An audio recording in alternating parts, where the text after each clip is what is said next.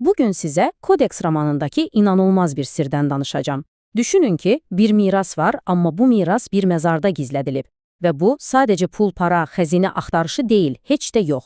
Söhbət ailədən, xəyanətdən və əsl sərvətin nə olduğundan gedir. Gəlin səhnəni quraq. Təsəvvür edin. New Mexico'da heç kimin yaşamadığı ucqar bir yerdə böyük bir malikanə. Üç qardaş illərdir görmədikləri uşaqlıq evlərinə qayıdırlar. Amma qapını açanda gördükləri mənzərə, yumşaq desək, şok edicidir. Hekayemiz bax bu qışqırıqla başlayır. Qardaşlardan biri, Philip, dəhşət içində bağırır. Amma bilirsiniz, burada qəribə bir şey var. Bu, heç də adi bir soyğuna oxşamır. Qətiyyən. İşin ən qəribə tərəfi də elə budur da. Oğrular $10.000 televizora, kompüterlərə toxunmayıblar, amma bir dənə video kaset qoyub gediblər. Bir düşünün, hansı oğru belə bir şey edər? Bu, açıq-aşkar bir mesajdır, soyğun yox. Gəlin bir cinayət yerinə nəzər salaq. Deməli, milyonlarla dollarlıq sənət kolleksiyası yoxdur. $24.000 mətbəx əşyaları yoxdur. Amma ən maraqlısı nədir? Qapılarda, pəncərələrdə heç bir sındırılma izi yoxdur. Sanki kimsə öz açarı ilə girib, peşəkarca hər şeyi paketləyib və gedib. Hətta ən qiymətli əşyaların saxlandığı seyf, o da açıq və bomboşdur. Yox, bu soyğun deyil, bu sanki bir əməliyyatdır, hər şeyin silinməsidir. Yaxşı, bəs bütün bu qəribəliyin arxasında kim dayanır? Bir oğru dəstəsi, mafya? Cavab, heç kimin ağlına gəlməyəcək biridir. Bütün bunları edən qardaşların öz atasıdır. Gəlin tanış olaq. Maxwell Broadbent. O, sadece bir milyarder değil. Adam məzar soyğunçusu, sənət kolleksiyacısıdır. Hətta deyirlər ki, görünüşü də Hemingwaya oxşayır. Yəni, qaydaları sevməyən, öz bildiyini edən, inanılmaz dərəcədə zəngin və biraz da dəli bir macərapərəst. Həmin o tək video kaset var ha? Bax orada Maxwell'in oğullarına bir mesajı var. Və o mesajla ilk bombanı partladır. Deyir ki, qısası, bütün sərvətimi özümlə məzara apardım. Təsəvvür edirsiniz? Bəli, düz eşitdiniz. Adam bütün kolleksiyasını, bütün sərvətini yığıb və özü ilə birlikdə dünyanın hansısa bir nöqtəsində gizli bir məzarda dəfn olunub. Ölümünü belə bir oyuna, bir tapmacaya çevirib. Sərvət istəyirsənsə, get məni tap. Bu, onun son, ən böyük macerasıdır. Amma bu da hələ hamısı deyil. Videoda daha ağır bir zərbə vurur. Oğullarına üzünü tutub deyir ki, mən 3 dənə yaruğursuz adam böyütmüşəm. Bax, bu sözlər bütün hekayənin mərkəzində dayanan o dərin ailəvi konflikti alovlandırır. Artıq məsələ təkcə pul deyil. Məsələ heç vaxt qazana bilmədikləri atalarının hörmətini qazanmaqdır. Beləliklə oyun başladı.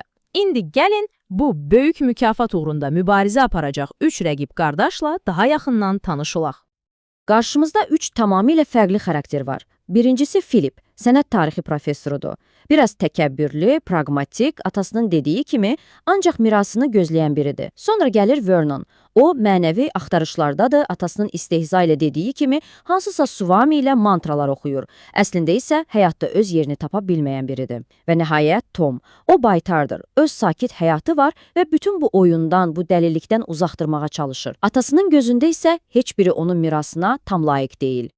Və təbii ki, onlar bir komanda kimi işləmirlər. Tam əksinə, hər qardaş öz yolu ilə gedir, öz axtarışına başlayır. Bu da onları dünyanın fərqli yerlərində ayrı-ayrı təhlükəli macəralara atır. Rəqabət isə getdikcə daha da qızışır. Yaxşı, bəs bu məzarda gizlədilən nədir? Yəni, bütün bu oyun nəyin uğrundadır? Deyim sizə, söhbət sadəcə sənət əsərlərindən və ya puldan getmir. Əsil mükafat onlardan qat-qat daha dəyərlidir. Bu mükafatın adı Kodeksdir.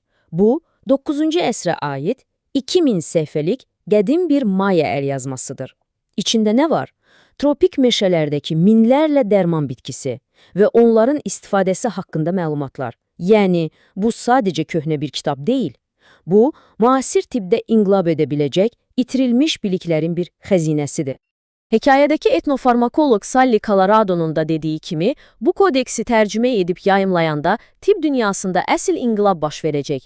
Yəni, məsələ təkcə pulda deyil, məsələ bəşəriyyətin gələcəyindədir, xilas edilə biləcək milyonlarla həyatdadır. Amma əlbəttə, işin içində pul da var. Özü də necə pul? Söhbət milyardlarla dollardan gedir. Təsəvvür edin, əczaçılıq şirkətləri bu kitab üçün nələr etməz. Bax, bu rəqəm bu axtarışı sadəcə bir macəradan çıxarıb, ölümcül bir yarışa çevirir.